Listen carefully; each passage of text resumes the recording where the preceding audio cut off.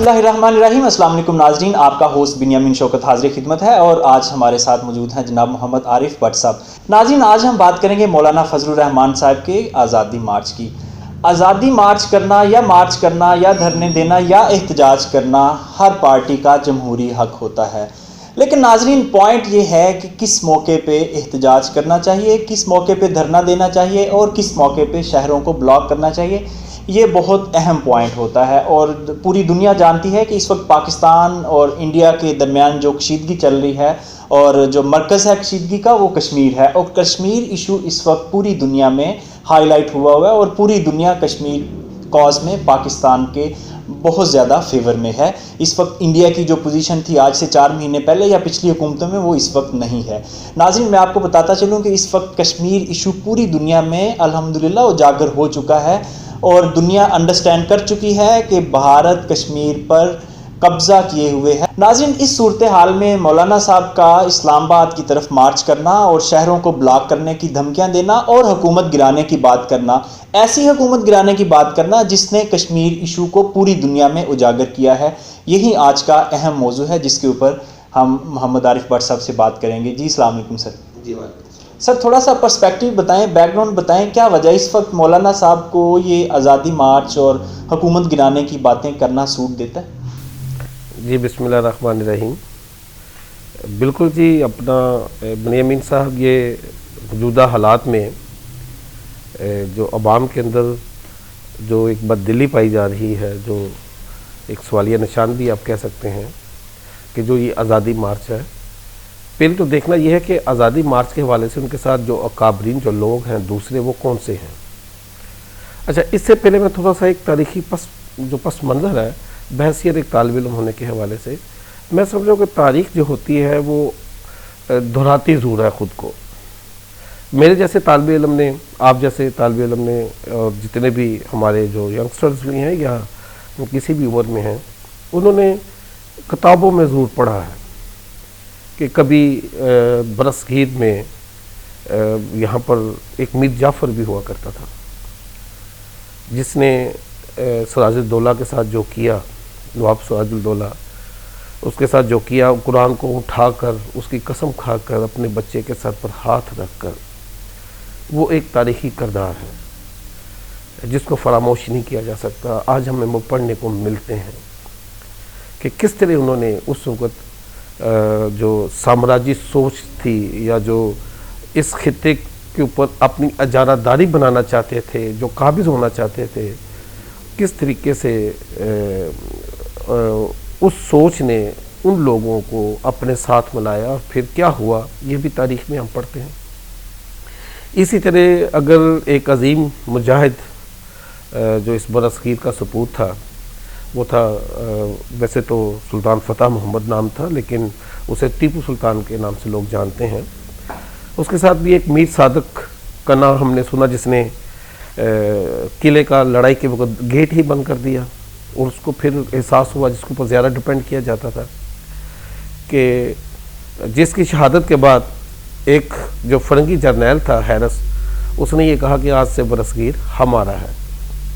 یعنی کہ یہ میں کچھ ویسے پس منظر بتا رہا ہوں کہ اس خطے کے اس پس منظروں کو بھولا نہیں جا سکتا، کیسے کھلواڑ کیا گیا ہے اس خطے میں عام لوگوں کے ساتھ، ان کے خون کو بیچا گیا ہے دوسرے لفظوں میں نا۔ یقیناً اس خطے نے بڑے بڑے اچھے لوگ بھی پیدا کیے ہیں اور ایسے ایسے غدار بھی پیدا کیے ہیں، اور یہ جو اس خطے کی جو تاریخ ہے وہ سرخ ہے ایسے ہی غداروں کی وجہ سے۔ اسی طرح ہم دیکھتے ہیں کہ 1857 کی ایک جنگ آزادی بھی آئی تھی۔ جب 1857 کی جنگ آزادی آئی تو پھر وہی ایسٹ انڈیا کمپنی جس نے سراج الدولہ نواب کو شکست دلوائی تھی میر جعفر کو ساتھ ملوا کر، جس نے ٹیپو سلطان جیسے عظیم مجاہد کو شہید کیا تھا میر صادق کے ساتھ مل کر، پھر ہم نے دیکھا کہ جب ایسٹ انڈیا کمپنی ڈوبتی ہوئی نظر آئی تو ان کے پیچھے پھر کچھ ایسے محرکات تھے، کچھ ایسی اشخاص تھے جو رہنے والے اس دھرتی کے تھے لیکن غلام وہ ان کے تھے، جنہوں نے فریڈم فائٹرز کی نہ کہ صرف مخبریاں کی بلکہ ان کو بے دردی سے شہید بھی کیا۔ اور پھر اس کے بعد کیا ہوا، ہم نے دیکھا پھر انہوں نے مرات لی، انہوں نے جاگیریں لی، اور ان کو بلا بلا کر درائے چناب کے اوپر بھی بے پناہ مسلمانوں کو قتل کیا گیا۔ اور اس سے اگر تھوڑا سا اور بھی آگے آ جائیں، مختصر سی بات کریں گے کہ کوئی ٹائم کے حوالے سے ہے، کہ تحریک پاکستان میں ایک یونس پارٹی تھی، جاگیرداروں کا ایک کٹ تھا جو پاکستان کے حق میں نہیں تھا، اور کچھ ایسے بھی عالم تھے اس وقت جو پاکستان کے وجود کو اچھا نہیں تصور کرتے تھے، جو آپ کا پاکستان کی آئیڈیالوجی اسٹیٹ ہونے کے حوالے سے ٹو نیشن تھیوری تھی، وہ اس کے بھی خلاف تھے۔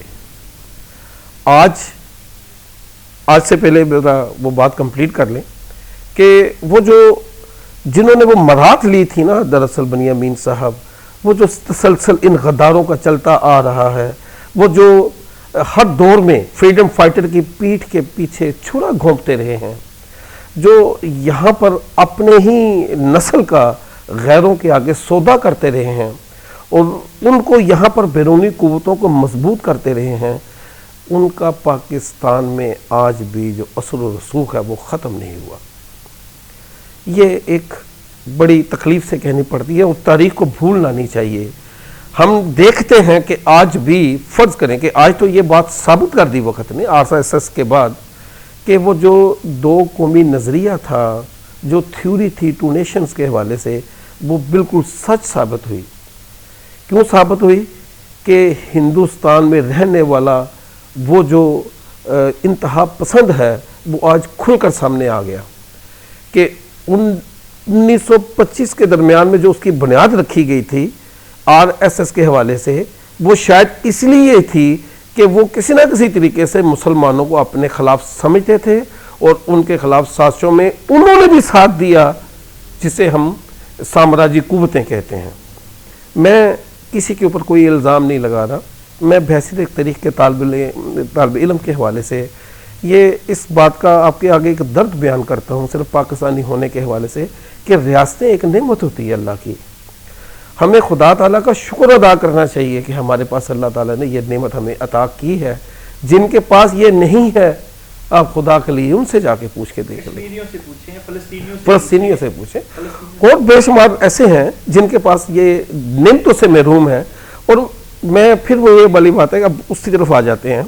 میں نہیں کہتا کہ خدا نخواستہ کہ اس وقت مولانا صاحب کا جو دھرنا ان کی نیت کیا ہے، لیکن میں آپ کو حالات ضرور بتا سکتا ہوں کہ کشمیر سے آپ کی توجہ ہٹائی جا رہی ہے۔ کیوں ہٹائی جا رہی ہے؟ یہ سوچنے والی بات ہے۔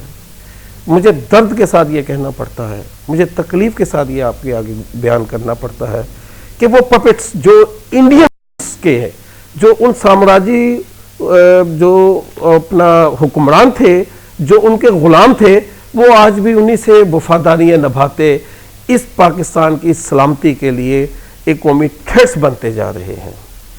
اچھا، اب یہ ایک پس منظر تھا، میں جو اپنی آنکھوں سے بھی شاید وہ تحریک دہرا رہی ہے کہ شاید اس وقت بھی ایسے ہی لوگ تھے جو اپنے حقوقی آزادی کی بات کر رہے تھے، جو اپنی فریڈم کی بات کر رہے تھے، اور کس طرح ایسٹ انڈیا کمپنی نے ان لوگوں کو خرید کر، انہیں مراد دے کر، انہیں جگیریں دے کر مسلمانوں کا قتل عام کروایا تھا۔ فریڈم فائٹر کو، جو فریڈم فائٹر تھا، اس کو سرعام شہید کروایا تھا۔ آج سمجھ لیں کہ کشمیر اپنی آزادی کی بات کر رہا ہے، وہ ہماری شاہ رگ ہے، ہم اسے تصور کرتے ہیں، وہ اس کے بغیر پاکستان کا وجود مکمل نہیں ہے۔ ہمارا ان سے انسانیت کا رشتہ ہے، ہمارا ان سے مسلمانیت کا رشتہ ہے، ہمارا ان سے لا الہ الا اللہ کا رشتہ ہے۔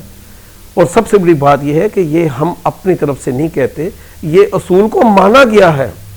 یہ اصول کو اس لیے مانا گیا کہ جب تقسیم ہوئی تھی تو اس بات کو تصور کیا گیا تھا کہ جو اکثریتی علاقے ہیں وہ جس کے ساتھ چاہیں وہ الحاق کر سکتے ہیں۔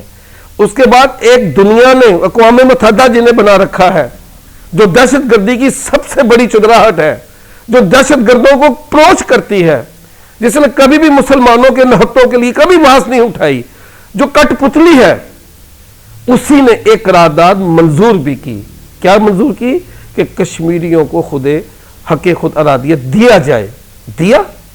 آج اگر یہ آواز میں یہ سمجھا کہ اگر یہ میری اپنا قیاس ہو سکتی ہے، کوئی اختلاف کر لے کہ بھارت اتنا بڑا قدم اپنے ہم خیال لوگوں کے ساتھ صلاح مشورے کے بغیر نہیں اٹھا سکتا، اور اس کے ہم خیال لوگ پاکستان میں بھی بستے ہیں، جو پاکستان کے وجود کے لیے، اس کی سلامتی کے لیے سب سے بڑا خطرہ ہے، جو یہاں پر کھاتے تو یہاں پر ہیں لیکن وہ اسی کے خلاف ان بیرونی قوتوں کے اعلی کار بن کر رہتے ہیں۔ آپ نے بالکل درست فرمایا۔ آج بھی ہم ٹاک شوز میں بیٹھے لوگوں کو دیکھ رہے ہوتے ہیں کہ وہ کہتے ہیں جی مولانا کو آزادی مارچ سے کیوں روکا جا رہا ہے۔ ویسے سر ایک سوال ہے آپ سے کہ آزادی مارچ یا لانگ مارچ یا دھرنے، یہ جو جمہوری حکومتیں ہیں اس میں الاؤ ہوتے ہیں اور یہ سیاسی پارٹیوں کا حق ہوتا ہے احتجاج کرنا، تو اگر مولانا فضل الرحمان احتجاج کر رہے ہیں تو حکومت کیوں کوشش کر رہی ہے کہ اس کو روکا جائے؟ دیکھیں جی، آپ کی بات سے بالکل میں ایگری کرتا ہوں کہ ڈیموکریسی ہو تو صحیح، ڈیموکریسی میں جو آپ کا رائٹس آف فریڈم ہے، جو آپ کا رائٹس آف ایجیٹیشن ہے، وہ ہوتا ہے، یہ ڈیموکریسی ہے۔ مجھے مثلا جس نے ماڈرن کنسپٹ آف اسٹیٹ کہتے ہیں، جدید ریاستی تصور، پہلے یہ تو بتائیں کہ پاکستان میں یہ ہے، یہ اصل میں اسی کی لونڈی بن چکی ہے، سامراجی قوتوں کی، اس کی سوچ کی، جو ملوکیت کے پیروکار ہیں۔ اس کو پڑھ کے تو دیکھیں کہ ڈیموکریسی کرتی کیا ہے، ڈیموکریسی نے جدید ریاستی تصور نے اخذ کیا تھا۔ ہماری اگر سامراجی سوچ کے ساتھ لڑائی تھی، اگر جمہوریت جس کا ہم نام لیتے ہیں، اس نے تو آپ کے مساوانہ حقوق دینے تھے، اس نے تو آپ کی غیر انسانی تقسیم کو ختم کرنا تھا، اس نے تو آپ کو یہاں پر ایک صاف ستھرا شفاف معاشرہ دینا تھا، اس نے تو آپ کو یہاں پر ایک بہترین عدل کا نظام دینا تھا، اس نے تو بہترین سیاست کا جو کہ جھوٹ فریب مکاری سے پاک ہو اس کلچر کو اپنانا تھا۔ جمہوریت کہاں پر ہے مجھے یہ بتائیں؟ جمہوریت ہو تو میں بھی تصور کر لوں، یہ جمہوریت نہیں ہے، یہ تو اس بادشاہت کے نظام سے بھی زیادہ تکلیف دہ نظام ہے۔ بادشاہت کے نظام میں صرف ایک بادشاہ ہوا کرتا تھا، بنی امین صاحب، جس کے تابع تمام لوگ ہوا کرتے تھے۔ انہوں نے تو گلی محلوں میں خدا بنا کے رکھ دیے ہیں، بدماشوں کو سپورٹ کیا ہے، مافیا کو، جو پرچی مافیا ہے اس کے ہاتھوں شرفا جو ہے وہ اپنی عزتیں بچا رہے ہیں، اپنی حرمتیں بچا رہے ہیں۔ یعنی یہ جو پی ٹی آئی کی حکومت ہے اس وقت، اس کی بھی یہی پوزیشن ہے؟ میں دیکھیں نظام کی بات کر رہا ہوں، میں سسٹم کی بات کر رہا ہوں۔ دیکھیں ایسا نہیں ہو سکتا کہ میں اکثر یہ بات چیت دوستوں کے آگے بات کرتا ہوں کہ حرام اگر سور ہے تو اس کے پیٹ سے سور ہی نکلے گا، اس کے پیٹ سے کبھی بھی بکرا جو حلال ہے وہ نہیں پیدا ہو سکتا، کہ اس ایک نظام ہے نا قدرت کا۔ یہ جس نظام عمران خان نے اصل میں اس سسٹم کو کوسا تھا۔ سب سے پہلے ہم دیکھیں اس سسٹم کی ڈیبیٹ تھوڑی سی بڑی ہو جائے گی۔ عمران خان نے یہ جو پاکستان میں سسٹم موجود ہے، یہ 70 سال پرانا نہیں بنی امین صاحب، یہ ہزاروں سال پرانا ہے۔ یہ ہزاروں دوروں کا بنایا ہوا ایک سراب ہے، ایک جال ہے، جس میں آج بھی محنت کش کا عام انسان کا لہو ہے۔ وہ اس سسٹم کے ذریعے جو زندان میں بیٹھے ہوئے اجارہ دار ہیں وہ اس کو چوس رہے ہیں، جو جاگیردار ہے، جو یہاں کا سرمایہ دار ہے، جو وڈیرا ہے، یہ نظام اس کے تابع ہے، یہ دستور اس کی لونڈی ہے۔ یہ مثلا اگر ریاستی جو جدید ریاستی تصور کی ہم بات کرتے ہیں تو میں اس کی بات کر رہا ہوں، میں عمران خان صاحب کی بات ابھی نہیں، میں ایک ویسے جو میں نے آپ کے آگے جو بیان کیا ہے یہ نہیں ہے، یہ نہیں ہے۔ اچھا رہی بات اگر ہم عمران خان صاحب کی بات کریں تو ہم سب سے پہلے یہ بتا دیں کہ ہم صرف اس قوم کے ترجمان ہیں۔ عمران خان ایک ڈیڈ آنیسٹ آدمی ہے، اس قوم کے لیے درد دل رکھنے والے انسان ہیں۔ مجھے پتا ہے اگر وہ انقلابی پارٹی بنا لیتے تو کوئی شخص جو پیسہ نہیں خرچ کر سکتا تھا وہ کبھی بھی اسٹیج پہ آ سکتے تھے۔ جو یہ تجارتی نظام ہے جہاں پر پیسے کی سیاست چلتی ہے، انویسٹمنٹ چلتی ہے، ایک انویسٹر پیسہ لگا کے چاہتا ہے کہ میری یہاں پر کالونیز بنے گی، مجھے سوسائٹیز ملیں گی، ذخیرہ دوست چاہتا ہے کہ میری مارکیٹ میں ذخیرہ دوزی بنے گی، سٹا مافیا یہ چاہتا ہے کہ میں یہاں پر ڈالر کو اسٹاک کروں گا، وہ پیسہ لگا کر پیسہ کمانا چاہتا ہے کیا کرتا ہے عمران خان؟ میں عمران خان کو سلام پیش کرتا ہوں۔ کیوں؟ اس کی وجہ کیا ہے کہ انہیں تمام مکاروں کو، تمام مفاد پرستوں کو جو اس قوم کو ہمیشہ دھوکہ دیتے آ رہے ہیں، ان کو اکٹھا کیا ہے انصاف کے نام پہ، جھوٹ نہیں بولا، جسٹس کے نام پہ اکٹھا کیا ہے کہ آؤ اس قوم کو جسٹس دینا ہے۔ اب بات تو یہ ہے کہ جس سے وہ پیسے جو لگا سکتا تھا اس نے پیسے لگائے، اپنے مفاد کے لیے لگائے۔ جس نے نعرے لگا سکتا تھا، کوئی چیلا ہے تو اس نے لگائے، وہ اپنے مفاد کے لیے لگائے، وہ اپنے مستقبل کو بنانا چاہتا ہے. لیکن عمران خان نے جسٹس کے لیے آواز اٹھائی، اس نے نہیں کسی کو کہا تم پیسہ لگاؤ. اگر لگایا ہے تو کسی نے اپنے مفاد کے لیے لگایا. رہی بات یہ ہے کہ آج وہ اس بات کو محسوس کر رہے ہوں گے کہ جس سسٹم کو وہ کوستے چلے آ رہے ہیں اس سسٹم میں وہ کسی کو ڈیلیور نہیں کر سکتے. یہ ڈیموکریسی سسٹم نہیں ہے. اس لیے سسٹم کو بدلنا پڑے گا. یہاں پر اگر شفاف صاف ستھرا معاشرہ ہم چاہتے ہیں تو پھر ان اشرافیہ سے جان چھڑانی پڑے گی. سٹیٹس کو، میں وہی آپ کی بات کی طرف آتا ہوں کہ سٹیٹس کو جکڑ لیتا ہے. آپ کی جتنی بھی ریولوشن کی جو موومنٹس ہوتی ہیں یہ پیسہ لگا کر اس میں گھس جاتا ہے، یہ آپ کو تقسیم کر دیتا ہے.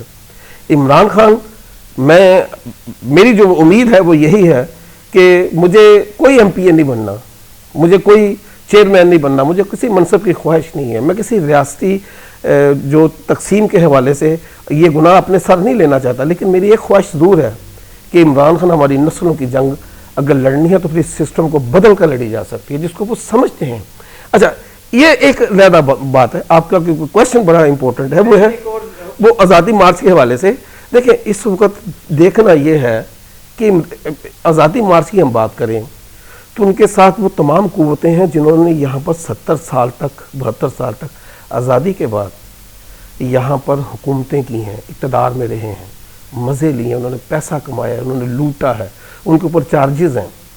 اب مجھے سمجھ میں نہیں آ رہا کہ کون سی ایسی چیز رہ گئی تھی جو کہ پچھلے ادوار میں اس مفلس مظلوم اور بے کس عوام کو ملی تھی جو آج وہ چھینی جا رہی ہے. یہ تو انہی کا سسٹم کا ایک تسلسل ہے. یہ جو آج ہم ایک تسلسل ہم دیکھتے ہیں یہ تو اسی کا ایک تسلسل ہے جو عوام پس رہی ہے، جو ایک عام طبقے کے پاس رسوائی ہے، جو ایک مفلس، جو ایک مزدور، ایک کسان، ایک عام انسان، آپ تقریب سے کہنا پڑتا ہے کہ یہ سارا دن مزدوری کرتے ہیں، پھر اس کے بعد صدقہ لیتے ہیں، پھر اس کے بعد خیرات لیتے ہیں، بخشیش لیتے ہیں، پھر بھی گھر کا چولہا نہیں جلا سکتے. اس سسٹم نے ان کو بھیکاری بنا دیا ہے. کبھی جا کے مزاروں پر جا کے دیکھیں، خدا کی قسم، وہ سارا دن محنت کرنے والا شخص لفافہ لے کر پھر وہاں پر کھڑا ہوتا ہے کہ وہ ایک وقت کی روٹی کے پیسے بچانے کے لیے یہاں سے کوئی سالن لے کے اپنے گھر چلا جائے. یہ دیا ہے 70 سالوں میں انہی لوگوں نے. تکلیف سے بات کرنی پڑتی ہے. اب کسی چوراہے پہ چلے جائیں، کسی شاہراہ پہ چلے جائیں، آپ کو چھوٹے چھوٹے بچے بھیک مانگتے ہوئے نظر آئیں گے، بھیک مانگتے ہوئے نظر آئیں گے آپ کو. یعنی کہ صاحب بہادر کہہ کے آپ سے بھیک مانگیں گے، صاحب کہہ کر بھیک مانگیں گے. انہوں نے اس قوم کو بھیکاری بنا دیا. یہ بھیکاری بنانا چاہتے ہیں، ان کو حق نہیں دینا چاہتے. کس کا آزادی مارچ؟ اس قوم کو سمجھنا چاہیے، اس قوم کو اس کو محاصرہ کرنا چاہیے کہ کون سے ایسے لوگ ہیں جو کہ کشمیر کی آزادی کے وقت یہاں سے قوم کا جو دیکھیں جو دشمن ہے وہ تو خوفزدہ تھا آپ سے. وہ کس وجہ سے خوفزدہ تھا؟ کہ آپ یونینیمس کٹھے ہو رہے ہیں، آپ کے اندر تقسیم ختم ہو رہی ہے. آپ کشمیر کے معاملے کے اوپر کوئی پنجابی نہیں، کوئی پٹھان نہیں، کوئی سندھی نہیں، کوئی بلوچی نہیں، وہ پاکستانی ہے. کشمیر کے معاملے کے اوپر کوئی فرقہ واریت نہیں، کوئی دیوبند نہیں، کوئی بریلوی نہیں، کوئی اہل تشیع نہیں، کوئی سنی نہیں، کوئی وہابی نہیں. یعنی کہ اس کے بعد بھی تمام اقلیتیں اکٹھی ہو رہی ہیں پاکستان کے نام کے اوپر کہ ہم پاکستانی ہیں، ہم انسان ہیں، ہم یہ اپنا حق لے کے رہیں گے. یہ آواز اقوام عالم تک گئی اور پوری دنیا اس کو دیکھ رہی ہے، پوری دنیا اس کو مانیٹر کر رہی ہے کہ آج 5 اگست کا لگا ہوا کرفیو لفٹ نہیں ہوا آج بھی، اور یہاں پر آزادی مارچ ہو رہا ہے. یہ مثلا ان لوگوں کے ساتھ سب سے بڑا دھوکہ ہو رہا ہے جن کا 70 سال سے یہاں پر استحصال ہو رہا ہے. یہ سوچنے والی بات ہے بنیامین صاحب کہ آزادی مارچ کے حوالے سے کیا رکھا آپ کے پاس؟ ماں سوائے چند لٹیروں کو بچانا ہے. میں الزام نہیں لگاتا، چلے مولانا فضل الرحمان صاحب کی ہم بات نہیں کرتے، کیا آپ کی آزادی مارچ میں کچھ ایسے عناصر نہیں ہو سکتے جو اس ریاست کے خلاف کام کر رہے ہیں، جو اس ریاست کی سلامتی کے خلاف ہے، جو دشمنوں کے پپٹ ہیں، جو دشمنوں کے اعلی کار ہیں؟ کیا یہ سازش نہیں ہے کہ آپ کشمیر کاف کو ہٹا دیں؟ کون ہوتے ہیں آپ ہٹا دیں؟ ہم نہیں ہٹنے دیں گے، ہم آپ کو بے نقاب کریں گے. آپ نے ہراساں کر کے رکھے ہیں. یہ سسٹم جو آپ دنیا کو دکھانے جا رہے ہیں یہ مدارس کا, یہ بھی بتانے والی بات ہے کہ آپ اپنے مفاد کے لیے اس حد تک چلے جا سکتے ہیں کہ یہاں پر انسانیت کے ساتھ کھیلا جائے, اس ملک کے ساتھ کھیلا جائے. یہ ایسا نہیں ہو سکتا بنیامین صاحب. یہ تکلیف کے ساتھ کہنا پڑتا ہے, میں کسی کے اوپر الزام نہیں لگاتا, لیکن مجھے درد ہے کہ وہاں پر ان کو کھانے پینے سے محروم کیا جا رہا ہے, ان کی پوری آبادی کو عقوبت خانہ بنا دیا ہے. کشمیر کاس سے یہاں پر توجہ ہٹائی جا رہی ہے. پوری دنیا کشمیر کاس کی بات کر رہی ہے, ہمارے یہاں پر کشمیر کاس کو ملیا میٹ کیا جا رہا ہے. ایک اور بات بتا دوں آپ کو, یہ مولانا فضل الرحمان صاحب کی ایک جماعت ہے جو جمعیت علماء اسلام, ایک پاکستان میں ایک ہند میں ہے, ہندوستان میں رہنے والی اسی جماعت نے, انہوں نے اس بات کو کہہ دیا ہے کہ کشمیر جو ہے یہ بھارت کا حصہ ہے. میں صرف ان ضمیر کے سوداگروں کو یہ بتانا چاہتا ہوں کہ خدا کے لیے اس خطے کے لوگوں کے لہو سے نہ کھیلیں. خدا کے لیے ایسٹ انڈیا کمپنی کے ان دلالوں کو بتانا چاہتا ہوں جنہوں نے مرات لی ہیں, جنہوں نے یہاں پر فریڈم فائٹر کو اسی کو بھی شہید کیا تھا, اور آج بھی وہ انہی سے وفا نبھانے کے لیے یہاں پر 22 کروڑوں کے لوگوں سے ان کو حق سے محروم کرنا چاہتے ہیں, اس ریاست سے محروم کرنا چاہتے ہیں. کس کے پاس لے کر جانا چاہتے ہیں؟ کیا آر ایس ایس کا آپ کو پتا نہیں؟ وہاں پر تو انڈین مسلمان جو ہیں, جو اقلیتیں ہیں, جو کرسچنز ہیں, جو ان کی اپنی ذات کے رہنے والے لوگ ہیں, وہ ان سے محفوظ نہیں ہیں. خدا کے لیے یہاں پر اگر آپ عالم کا کیا کام ہوتا ہے؟ عالم کا کام ہوتا ہے معاشرے کی تعمیر و نو کرنا. مجھے تو ان عالموں نے تقسیم کر کے رکھا ہے. میں یہ سمجھتا ہوں کہ میری جو دین کی پہچان ہے, یہاں پر جو میں معاشرہ دیکھنا چاہتا تھا وہ معاشرہ کدھر چلا گیا؟ یہ بے ایمان معاشرہ کس کی علامت ہے؟ یہ جمہوریت ہے. یہ جمہوریت کیا بے ایمانی کا نام ہے؟ جھوٹ کا نام ہے؟ تجارت کا نام ہے؟ خرید و فروخت کا نام ہے؟ یہ ایک سوال ہے.